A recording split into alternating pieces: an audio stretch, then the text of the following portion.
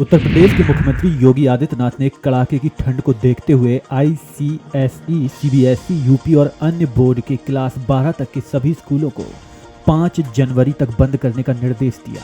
उन्होंने अधिकारियों को फील्ड इंस्पेक्शन के साथ सतर्क रहने, कंबल सुनिश्चित करने, लोगों को खुले में सोने से रोकने और सभी नाइट शेल्टर में पूरी व्यवस्था करने को कहा है। प्रयागराज में आज से शुरू हो रहा माघ मेला 44 दिनों तक चलने वाले इस मेले में 12 से 15 करोड़ श्रद्धालु शामिल होंगे। माघ मेला 800 हेक्टेयर के क्षेत्र में लगाया गया है। घाटों की लंबाई को 50% बढ़ाया गया। 16,650 शौचालय, 3300 सफाई मित्र तैनात किए गए हैं। सीएम योगी ने वित्त विभाग की समीक्षा, सभी विभागों को बजट खर्च में तेजी लाने के निर्देश दिए। कहा, विभागों को समय से आवंटन बजट का उपयोग करना चाहिए, इसमें कोई लापरवाही नहीं होनी चाहिए। सीएम योगी ने कहा, बजट व्यय में समय पर जवाबदेही सुनिश्चित की जानी चाहिए और हर स्तर पर अधिकारियों को जिम्मेदारी तय होनी चाहिए। मंत्री ए.के. शर्मा के आदेशों का पालन नहीं कर रहे यूपीपीसीएल के चेयरमैन आशीष गोयल। मंत्री के सख्त निर्देशों को ठंडे बस्ते में डाल दिया गया है और अधिकारी अपनी मनमानी पर अड़े हुए हैं। आशीष गोयल के कारण ऊर्जा विभाग की छवि धूमिल हो रही है। मंत्री ए.के. शर्मा अधिकारियों की कार्यशैली से परेशान हैं। अयोध्या में मंत्री सूर्य प्रताप शाही का बड़ा बयान। कहा, बीजेपी जातिवादी पार्टी नहीं है, बल्कि यह सर्व समाज की पार्टी है। बीजेपी हमेशा चुनाव के लिए तैयार रहती है। लखनऊ में एक कार्यक्रम के दौरान पूर्व मंत्री कौशल किशोर मंच से एक युवक पर भड़क गए।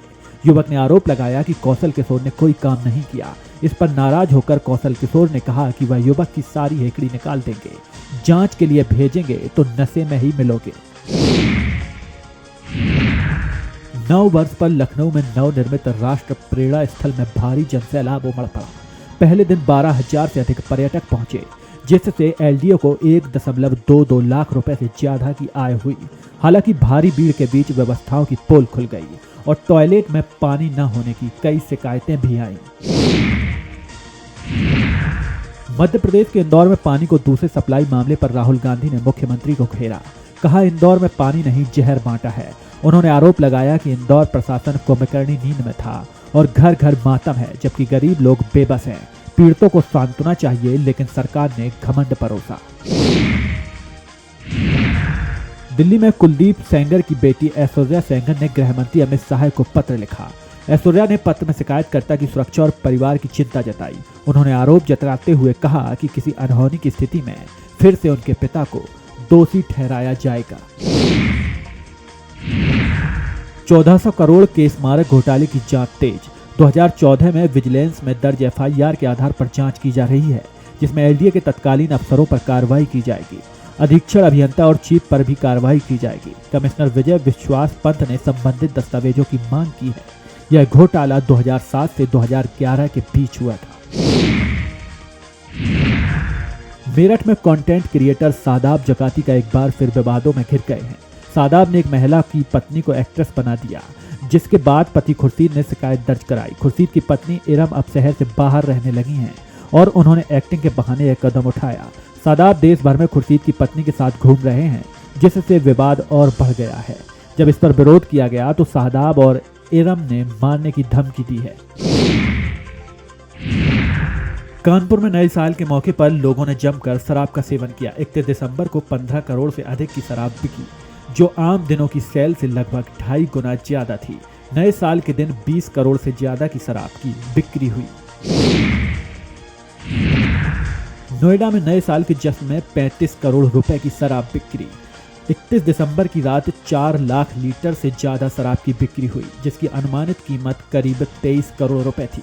वहीं 1 जनवरी को करीब 12 करोड़ रुपए की शराब बिकी। इन 2 दिनों में कुल 35 करोड़ रुपए की शराब लोगों ने पी। उत्तराखंड सरकार में कैबिनेट मंत्री रेखा आर्या के पति ने दिया विवादित बयान। कहा, एक जनसभा को संबोधित करते हुए कहा, लड़कियों की कोई कमी नहीं है और बिहार में 20 से 25 हजार रुपए में शादी के लिए लड़कियां मिल जाती हैं। यूपी सरकार में मंत्री नरेंद्र कश्यप ने पीडीए पर बयान दिया। कहा, पीडीए को जनता ने फेक संगठन माना। अगर विपक्ष एक हो जाए तो भी बीजेपी को कोई नुकसान नहीं होगा। बिहार में विपक्ष की हार को सभी ने देखा है। उत्तराखंड सरकार में कैबिनेट मंत्री रेखा आर्या के पति का विवादित बयान सुर्खियों में। इस मामले पर केंद्रीय राज्य मंत्री अजय भट्ट ने प्रतिक्रिया देते हुए कहा, राजनीति में भाषा का मर्यादा होना बेहद जरूरी। वाणी का संयम हर किसी के लिए जरूरी है। नेता विरोधी दल माता प्रसाद पांडे का माघ मेले पर बयान। कहा, नेताजी की मूर्ति से भाजपा डरी। माघ मेले में नेताजी की मूर्ति स्थापित होने नहीं दी। वहां हम राधा रानी की मूर्ति लगाएंगे, भगवान कृष्ण की मूर्ति स्थापित करेंगे। इस बीच सपा नेता ने बड़ा दावा करते हुए कहा, 2027 में सरकार बदलने जा रही है। औरैया में भाजपा को तगड़ा झटका लगा है। दिनेश कुमार वर्मा ने भाजपा छोड़ो का साथ छोड़ा। दिनेश विधुना विधानसभा के कद्दावर नेता हैं और विरोधी दल के नेता धनीराम के पुत्र हैं। सूत्रों के अनुसार उन्होंने सपा प्रमुख अखिलेश यादव से मुलाकात की और गुड्डू वर्मा ने सपा ज्वाइन की।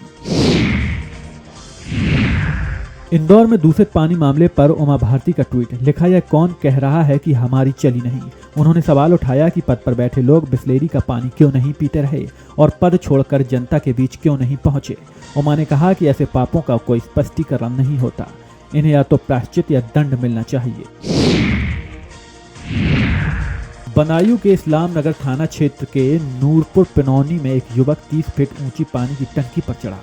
शादी कराने की मांग को लेकर कूदने की धमकी दी। चौकी इंचार्ज ने समझाकर युवक को सुरक्षित नीचे उतारा। युवक मानसिक रूप से बीमार था और उसकी पत्नी 6 साल पहले छोड़कर जा चुकी थी। पुलिस ने उसे उसकी मां के हवाले कर दिया।